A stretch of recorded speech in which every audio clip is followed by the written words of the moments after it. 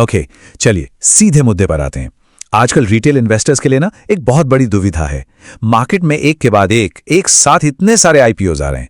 अब सवाल ये उठता है कि भाई पैसा लगाएं तो कहां लगाएं।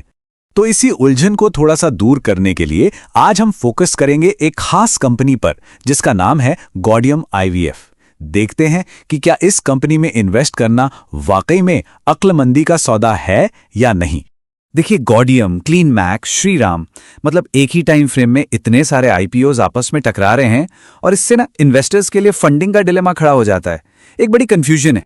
तो चलिए अब सीधे गॉडियम आईवीएफ पर आते हैं और समझते हैं कि आखिर ये कंपनी करती क्या है और इसका आईपीओ क्या ऑफर कर रहा है। हाँ, तो डिटेल्स पर नजर डालते हैं। आईपीओ खुल रहा है 20 से 24 फरवरी तक। प्राइस बैंड रखा गया है 79 रुपीज पर शेयर और एक लॉट में है 189 शेयर्स। इसका मतलब सीधा सा हिसाब है कि कम से कम जो इन्वेस्टमेंट लगेगा वो होगा लगभग 14,931 रुपीज का। अब यहां पर ना एक बहुत ही इंटरेस्टिंग चीज है जिस पर ध्यान देना जरूरी है। इशू का जो ब्रेकडाउन है वो लगभग 50-50 है। आधा पैसा फ्रेश इशू से और आधा ऑफर फॉर सेल से। अब इसका मतलब क्या हुआ? इसका सीधा सा मतलब यह है कि आईपीओ से जो पैसा उठाया जा रहा है उसका लगभग आधा हिस्सा कंपनी के ग्रोथ में, उसके विकास में लगेगा ही नहीं। तो आखिर गॉडियम आईवीएफ का बिजनेस है क्या? देखिए, 2015 में शुरू हुई ये कंपनी इन विट्रो फर्टिलाइजेशन यानी आईवीएफ ट्रीटमेंट्स में एक्सपर्ट है।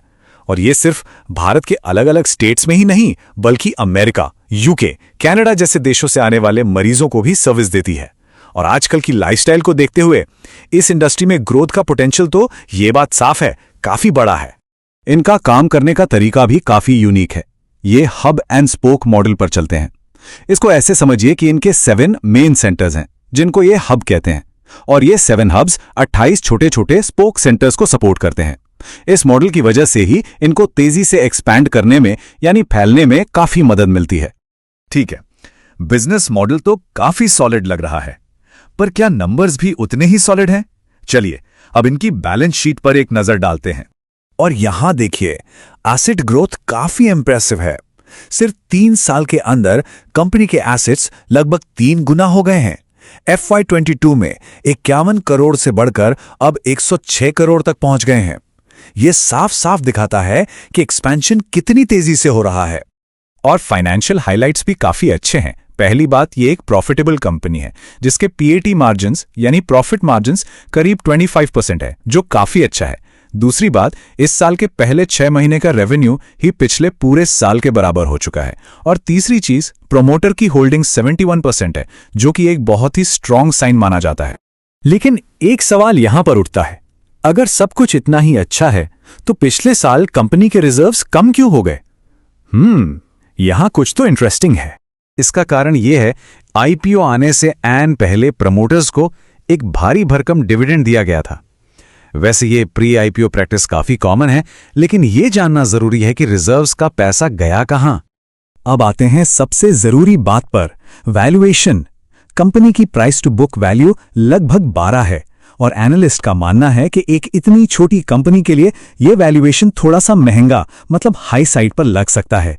तो इन सारी बातों को मिलाकर देखें तो फाइनल वर्डिक्ट क्या निकलता है? क्या इसमें इन्वेस्ट करना चाहिए या इससे दूर रहना चाहिए? देखिए, इसके दोनों पहलू हैं। पॉजिटिव साइड पर देखें तो बिजनेस प्रॉफिटेबल है, इंडस्ट्री ग्रो कर रही है और प्रमोटर होल्डिंग भी सॉलिड है। लेकिन दूसरी तरफ कंपनी अभी छोटी है, वैल्यूएशन थोड़ा हाई लग रहा है, मार्केट में कंपटीशन भी बहुत है और इनकी डिपेंडेंसी कुछ हब सेंटर्स पर थोड़ी ज्यादा है। तो जहां तक लिस्टिंग गेन की बात है, उसकी ज्यादा उम्मीद नहीं रखनी चाहिए। हाई वैल्यूएशन की वजह से एनालिस्ट्स का अनुमान है कि अगर कोई गेन हुआ भी तो वो शायद सिर्फ 2 से 3% के आसपास ही होगा, बस। और आखिर में एनालिस्ट की तरफ से एक सबसे काम की सलाह, हमेशा ये देखें कि QIBs यानी क्वालिफाइड इंस्टीट्यूशनल बायर्स क्या कर रहे हैं। उनका पार्टिसिपेशन एक बहुत बड़ा सिग्नल होता है। अगर बड़े इन्वेस्टर्स पैसा लगा रहे हैं तो ये एक मजबूत संकेत हो सकता है और इससे अपनी स्ट्रैटेजी बनाने में काफी मदद मिल सकती है।